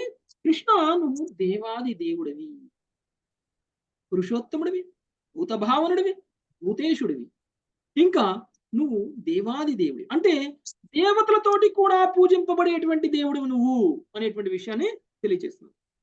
కాబట్టి కృష్ణుడు దేవాది దేవుడు అనేటువంటి విషయం మనకి ఎక్కడ స్పష్టమవుతుంది అని అంటే, కృష్ణుడు అవతరించక ముందే దేవతలందరూ వచ్చేసారు.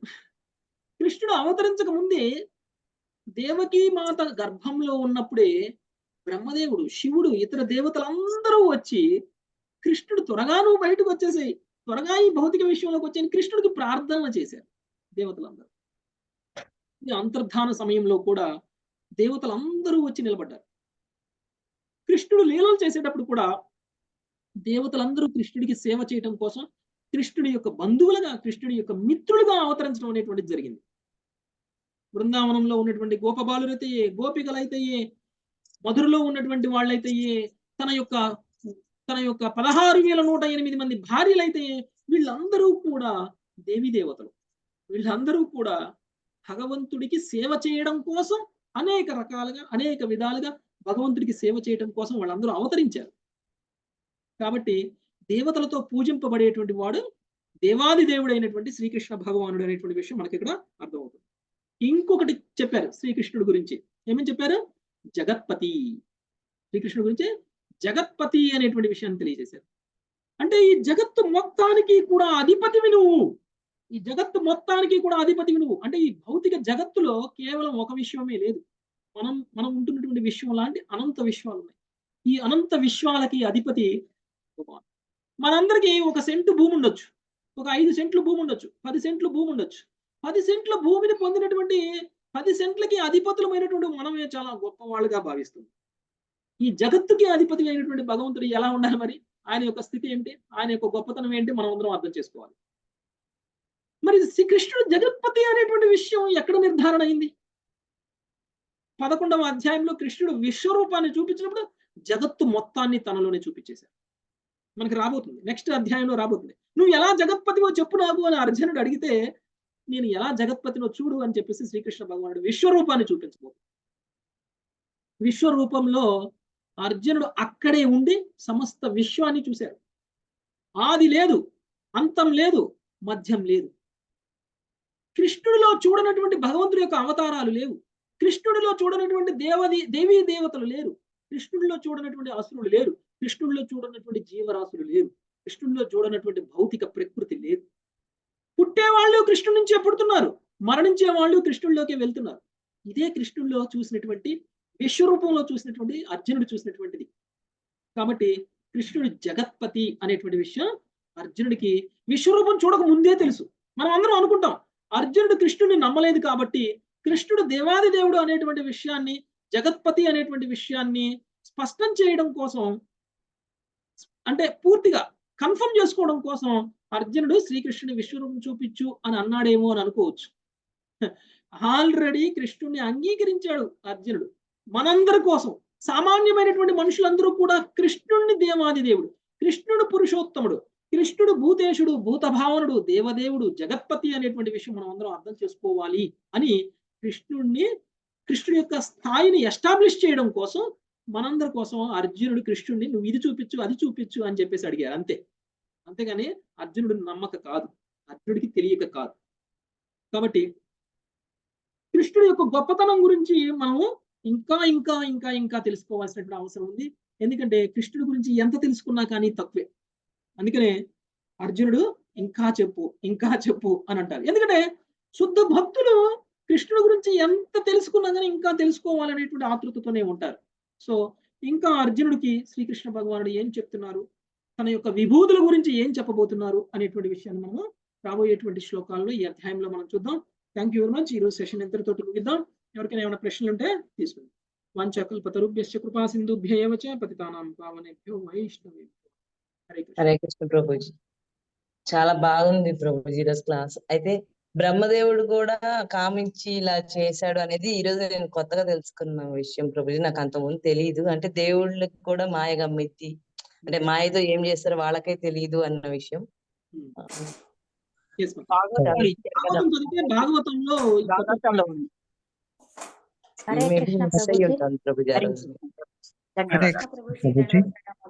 నీ ఒక్కడవే నీ అంతరంగ శక్తి ద్వారా నిజముగా నేను ఎరుగుదువు అనే దాన్ని మనం ఎలా అర్థం చేసుకోవాలి అంటే, ఆయన కరుణ ఉంటేనే మనం ఆయన అర్థం చేసుకోగలవా అనే భావన కొంచెం వివరించండి. ఇప్పుడు కృష్ణుడు అర్జునుడికి తెలియచేశారు కదా, ఓకే. మరి అర్జునుడు ఇప్పుడు దేవతలు తెలుసుకోలేని విషయం, అసురులు తెలుసుకోలేని విషయం, ఎవరూ తెలుసుకోలేని విషయం అర్జునుడికి ఎలా తెలిసింది? శరణాగతి పొందాడు. కృష్ణుడు కరుణించాడు. కృష్ణుడికి శరణాగతుడు అయ్యాడు కాబట్టి కృష్ణుడు అర్జునుడికి తెలియచేశాడు. కాబట్టి అసురులు తెలుసుకోలేని విషయం, దేవతలు తెలుసుకోలేని విషయం, జ్ఞానులు తెలుసుకోలేని విషయం, గొప్ప గొప్ప శాస్త్రాలు చదివినటువంటి వ్యక్తులు కూడా తెలుసుకోలేని విషయాలు మనం కూడా తెలుసుకోవాలి అని అంటే కృష్ణుడికి శరణాగతులు అవ్వాలి. అందుకని కృష్ణుడు చెప్పిన ప్రతిసారి నేను నీకు గుహ్యమైనటువంటి జ్ఞానాన్ని ఇవ్వబోతున్నాను, నీకు నేను అత్యుత్తమమైనటువంటి జ్ఞానాన్ని ఇవ్వబోతున్నాను, ఈ జ్ఞానం తెలుసుకున్న తరువాత ఇంకా నువ్వు ఏ ఇతర జ్ఞానాన్ని తెలుసుకోవాల్సినటువంటి అవసరం లేదు అనేటువంటి విషయాన్ని అనేక సార్లు చెప్పారు. చెప్పిన ప్రతిసారి ఏం చెప్పారు అర్జునుడికి? నేను ఈ జ్ఞానాన్ని నీకు ఎందుకు చెప్తున్నాను అని అంటే, నువ్వు నాకు భక్తుడివి కాబట్టి, నువ్వు నాకు శరణాగతుడు అయ్యావు కాబట్టి, నువ్వు నాకు మిత్రుడువు కాబట్టి. అంటే ఏంటి? కృష్ణుడితోటి ఒక బంధాన్ని ఏర్పరచుకున్నాడు ఆయన. ఉమ్, కృష్ణుడికి శిష్యుడుగా ఉన్నాడు, కృష్ణుడికి భక్తుడుగా ఉన్నాడు, కృష్ణుడికి మిత్రుడుగా ఉన్నాడు. ఈ 3 క్వాలిఫికేషన్స్ కనుక మనకు ఉంటే కృష్ణుడు మనకి కూడా అన్ని రివీల్ చేస్తాడు. ఉమ్, సో ఇప్పుడు బ్రహ్మదేవుడు వృత్తాంతం మనం చెప్పాం, బ్రహ్మదేవుడు కూడా మాయ ప్రభావం ఉంది అని. అది ఒక లీల. బ్రహ్మదేవుడు అంతటోడికి మాయ ప్రభావం ఉండడం అనేటువంటిది అది అదంత అంత సాధ్యం కాదు. ఎందుకంటే బ్రహ్మదేవుడి మీద మాయ ప్రభావం ఉంటే బ్రహ్మ పదంలోకి ఆయన వెళ్ళుండేవాళ్ళు కాదు. కానీ మనందరికీ దేవీ దేవతలు కూడా మాయ నుంచి ముక్తులు కాదు అనేటువంటి విషయం మనందరికీ ఎలా తెలుస్తుంది? మనందరికీ తెలియాలి. కాబట్టి బ్రహ్మదేవుడికి శుద్ధ భక్తుడైన భగవంతుడికి శుద్ధ భక్తుడైన బ్రహ్మదేవుడు అంటే ఇప్పుడు క్షీరసాగర సముద్రంలోకి వెళ్ళి ప్రార్థన చేస్తే దేవీ దేవతలకి వినపడినటువంటి భగవంతుడి యొక్క శబ్దం బ్రహ్మదేవుడికి మాత్రమే వినపడిందంటే ఇంక బ్రహ్మదేవుడి యొక్క స్థాయి ఏంటో మనం అర్థం చేసుకోవాలి. అలాంటి వ్యక్తి మీదనే మాయ ప్రభావం ఉంటే ఏదో కొంచెం వారానికి ఒకసారి గుడికి వెళ్ళి వచ్చే మన మీద మాయ ప్రభావం లేదు అని మనం అనుకుంటే అది నిజమా? అది సాధ్యమవుతుందా? కాదు. అందుకనే మనం నిరంతరం భగవంతుడి స్మరణలో ఉండాలి. ఎప్పుడో వారానికి ఒకసారి కాదు, లేదంటే రోజులో కేవలం జపం చేసేటప్పుడు మాత్రమే కాదు. మనం చేస్తున్న ప్రతి పని, మనం చేస్తున్నటువంటి ప్రతి కర్మ భగవంతుడికి అంకితం చేసే స్థితిలో మనం గనక కృష్ణ చైతన్యంలోకి వస్తే అప్పుడు మనం మాయ ప్రభావం నుంచి తప్పించుకోవాలి. ఓకే ప్రభుజీ. హరే కృష్ణ ప్రభు. దండవత్ ప్రణామం. హరే కృష్ణ ప్రభుజీ, తర్వాత ప్రణామం ప్రభుజీ. చిన్న సందేహం ప్రభుజీ, మాయ గురించి బాగా ఎక్స్ప్లెయిన్ చేశారు ప్రభుజీ. ఉన్నది కూడా ఇందులో ఉన్న కొంచెం అజ్ఞానం కూడా జరిగింది మాకు ప్రభుజీ. కృష్ణుడికి యుద్ధ సమయంలో కాకుండా ముందుగానే భగవంతుడి శ్రీకృష్ణ భగవానుడు అని తెలిసిందా? యుద్ధ టైంలో గీత బోధించాక తెలిసిందా? ఒకవేళ అంతకు ముందు తెలిసి ఉంటే గనక ఒక మిత్రుడు అలాగా ఎలా ఉంటారో అలా ఉంటారు, సకుడు లాగా అని అన్నారు కదా ప్రభుజీ. అన్నప్పుడు ఆ ఫ్రెండ్షిప్ లో కొంచెం అపరాధాలు జరుగుతూ ఉంటాయి కదా ప్రభుజీ. అవి ఎలా తెలిసారు? ఏ టైంలో విశ్వరూపం చీయించాక భగవంతుడు అని తెలిసిందా? తెలియకుండా శరణాగతి అయ్యారంటే అంతకు ముందే శరణాగతి అయ్యారా? ఇది కొంచెం క్లారిఫికేషన్ ప్రభుజీ.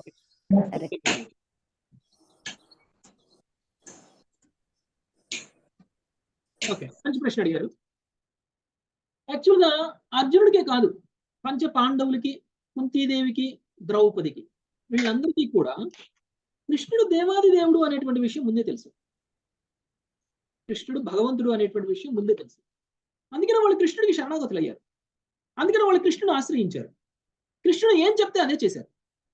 కుంతీదేవి కూడా పాండవులందరికీ కృష్ణుడే భగవానుడు, కృష్ణుడిని ఆశ్రయించండి అనేటువంటి విషయం తెలియచేశారు. అందుకనే పాండవులందరూ కూడా ఇప్పుడు మీరు ఉదాహరణకి మీరు చూస్తే అర్జునుడు కృష్ణుడి దగ్గరికి వెళ్ళాడు, దుర్యోధనుడు కృష్ణుడి దగ్గరికి వెళ్ళారు యుద్ధానికంటే ముందే. యుద్ధానికంటే ముందే కృష్ణుడి దగ్గరికి వెళ్ళినప్పుడు కృష్ణుడు ఏమన్నారంటే మొదటగా అర్జునుడు కోరుకోమన్నారు, నీకేం కావాలో కోరుకో అన్నారు. తర్వాత దుర్యోధనుడు నీకేం కావాలో కోరుకో అన్నారు. అయితే ఒకటి ఆయన ఏమన్నారంటే నేనైనా కావాలా లేకపోతే నా సైన్య బలమైనా కావాలి.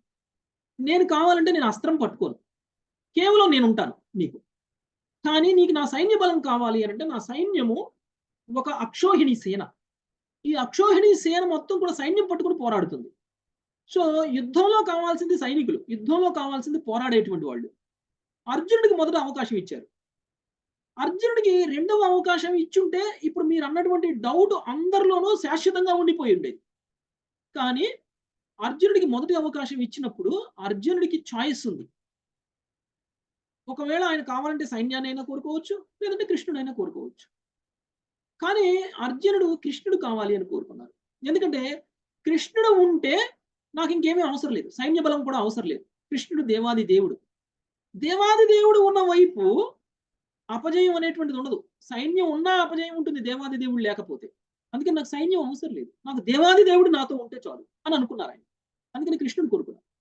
అదే ఇప్పుడు మీకు అర్జునుడికి రెండవ అవకాశం ఇచ్చున్నారు అనుకోండి, మొదటి అవకాశం కాకుండా రెండవ అవకాశం ఇచ్చారు. మొదటిగా దుర్యోధనుడు కోరుకోమని అన్నారు అనుకోండి, రెండవసారి అర్జునుడు కోరుకోమని అన్నారు. దుర్యోధనుడు కోరుకోమంటే దుర్యోధనుడు పూర్తిగా భౌతికంగా ఉన్నాడు. దుర్యోధనుడు మనసులో ఉన్నటువంటి ఆలోచన కూడా ఏంటంటే అరే అర్జునుడికి ఫస్ట్ ఛాన్స్ ఇచ్చేశాడు, అర్జునుడు ఎక్కడ సేనను కోరుకుంటాడో అని భయపడ్డాడు, అర్జునుడు ఎక్కడ సైన్యాన్ని కోరుకుంటాడో అని భయపడ్డాడు. ఎప్పుడైతే అర్జునుడు కృష్ణుడు కావాలి అని కోరుకున్నాడో దుర్యోధనుడు సంతోషపడ్డాడు. వీడు మూర్ఖుడు, సైన్యాన్ని వదిలిపెట్టేసి కృష్ణుడు కోరుకున్నాడు. కృష్ణుడు కనీసం ఆయుధం కూడా పట్టుకోడు. యుద్ధంలో ఎలా జయిస్తాడు? యుద్ధం చేయబోతున్నాడు. వీడు అంత మూర్ఖుడు లేడు అని చెప్పేసి దుర్యోధనుడు అనుకున్నాడు. అది దుర్యోధనుడి యొక్క మనస్థితి. అలాంటి దుర్యోధనుడికి ఒకవేళ మొదటి అవకాశం ఇచ్చారనుకోండి కోరుకోమని, అయినా కానీ దుర్యోధనుడు సైన్యాన్ని కోరుకొని ఉండేవాళ్ళు. ఎందుకంటే దుర్యోధనుడు సైన్యాన్ని పొంది సంతోషాన్ని వ్యక్తం చేశారు ఆల్రెడీ. సైన్యాన్ని పొందిన తర్వాత అప్పుడు మనం అందరం అనుకోవచ్చు, అర్జునుడికి ఇక చాయిస్ లేదు. అర్జునుడికి చాయిస్ ఇచ్చి ఉంటే సైన్యాన్ని కోరుకొని ఉండేవాడేమో అనేటువంటి డౌట్ మనందరిలో పోవాలి అని చెప్పేసి, అర్జునుడికి చాయిస్ ఉన్నా కానీ కృష్ణుడినే కోరుకున్నారు అనేటువంటి విషయం మనందరికి అర్థం కావడం కోసం అర్జునుడు కృష్ణుడు కోరుకున్నారు. ఇదొకటి. తర్వాత కురుక్షేత్ర యుద్ధం కంటే ముందే కృష్ణుడు దేవాది దేవుడు అనేటువంటి విషయం తెలిసినప్పటికీ వాళ్ళందరూ కూడా కృష్ణుడిని దేవాది దేవుడిగా భావించలేరు. వాళ్ళందరికీ తెలుసు దేవాది దేవుడు అని. కృష్ణుని ఒక భావలాగానో, కృష్ణుడిని ఒక మిత్రుల్లానే చూశారు. ఎందుకంటే కృష్ణ లీలలలో భాగం పంచుకోవడానికి వచ్చినటువంటి తన భక్తులని కూడా మాయ ప్రభావంలో ఉంచకపోతే కృష్ణుడు తన కృష్ణ లీలలను చేయలేరు. తనతో వచ్చినటువంటి వాళ్ళందరూ, కృష్ణలీలలో భాగం పంచుకోవడానికి వచ్చినటువంటి వాళ్ళందరూ, తన తల్లి, తన తండ్రి, తన మిత్రులు, తన సోదరులు, తన యొక్క శ్రేయోభిలాషులు, తన గోపికలు, తన భార్యలు అందరూ కృష్ణుని నువ్వు దేవాది దేవుడు అని చెప్పేసి కృష్ణుడు ఒక విగ్రహం లాగా నిలబెట్టి దండలేసి పూజలు చేస్తూ ఉన్నారనుకోండి, కృష్ణుడు తన లీలలను చేయగలరా? తల్లితోటి మాతృ లీలని పంచుకోగలరా? మాతృభావాన్ని, తల్లి ద్వారా మాతృ సంబంధాన్ని వ్యక్తం చేయగలరా? తండ్రితోటి పితృ సంబంధాన్ని వ్యక్తం చేయగలరా? మిత్రులతోటి ఆడుకోగలరా? ఇప్పుడు కృష్ణుడి యొక్క మిత్రులు కృష్ణుని దేవాది దేవుడిగా భావించారనుకోండి, కృష్ణుడు భుజం ఎక్కి కూర్చొని ఆడేవాళ్ళ? లేదు. అది సాధ్యం కాదు. కృష్ణుడు ఆ స్నేహ సంబంధంలో ఉన్నటువంటి స్నేహ రసాన్ని అనుభవించాలి అని అనుకున్నారు. మరి కృష్ణుడు భగవంతుడికి రూపం ఉంది, భగవంతుడికి భావం ఉంది కాబట్టి అన్ని భావాలని వ్యక్తం చేయాలి అని అనుకున్నారు. తల్లితోటి మాతృప్రేమను పొందాలి అనుకున్నారు. మిత్రులతోటి స్నేహ సంబంధంలో ఉన్నటువంటి రసాన్ని అనుభవించాలి అని అనుకున్నారు. శత్రువులతోటి వీర్య రసాన్ని అనుభవించాలి అనుకున్నారు. గోపికలతోటి ప్రేమ రసాన్ని అనుభవించాలి అని అనుకున్నారు. వీళ్ళందరూ వాళ్ళ పొజిషన్స్ లో వాళ్ళు కృష్ణుడికి చేయాల్సినటువంటి సేవను కనుక చెయ్యకపోతే కృష్ణుడు అన్ని రసాలని ఆస్వాదించి ఉండేవాడు కాదు కదా.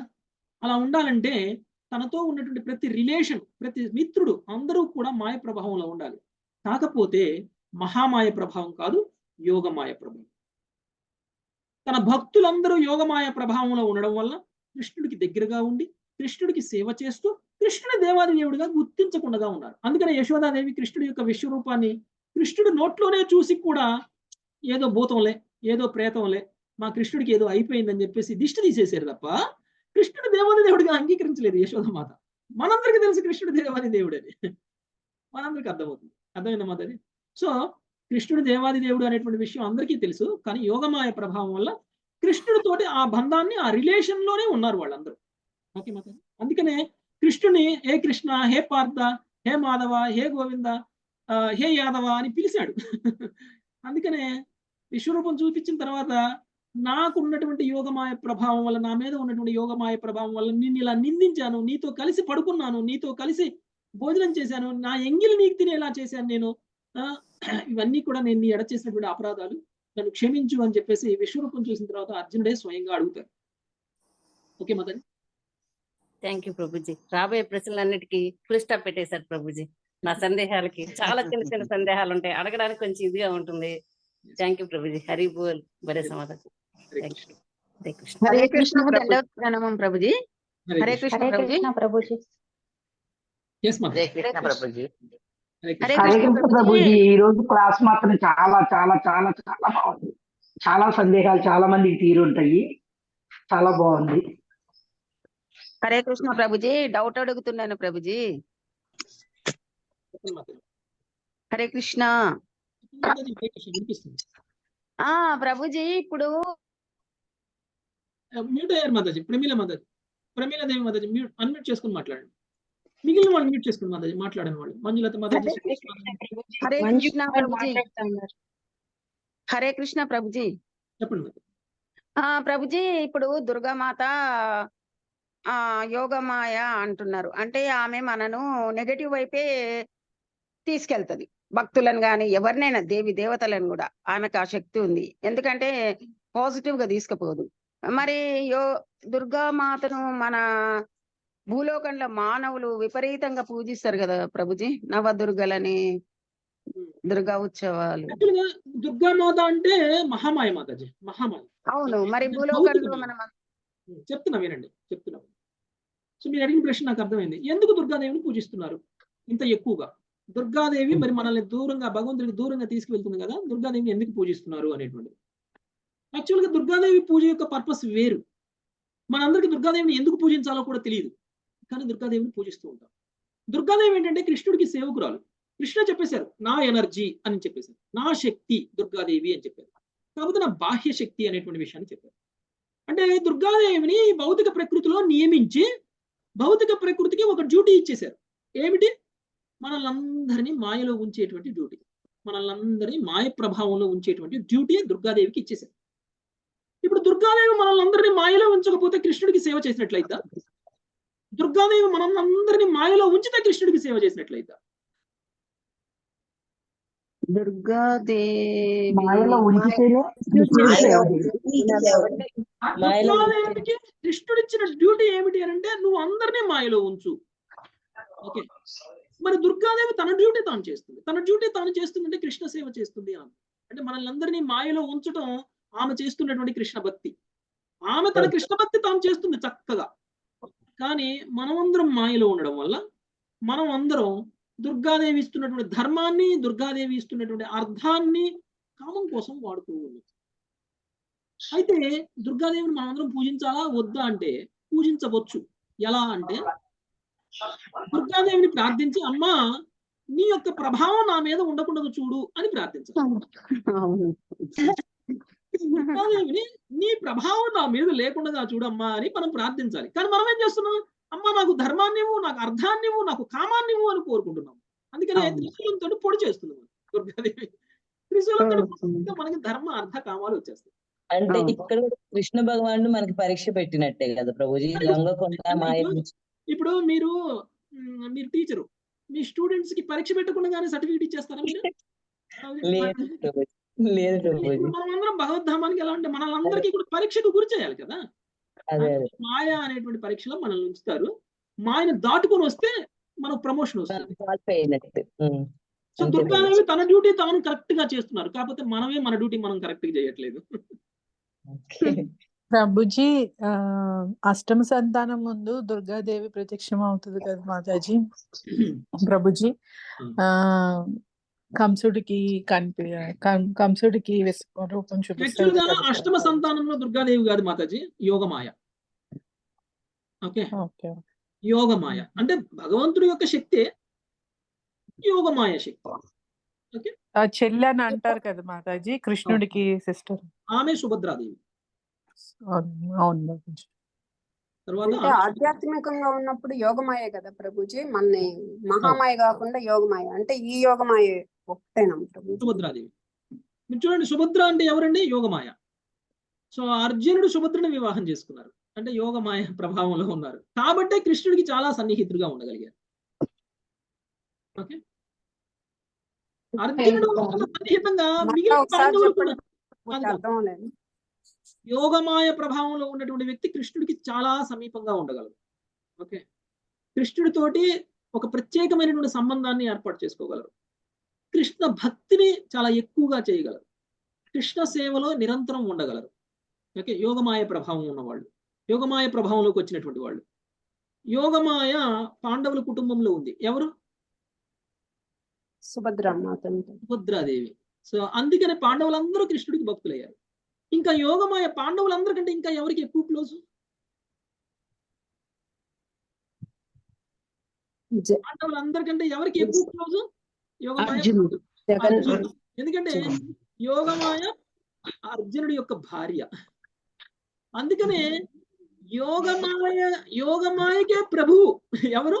అర్జునుడు. అందుకనే కృష్ణుడు వచ్చి అర్జునుడికి సేవ చేశారు.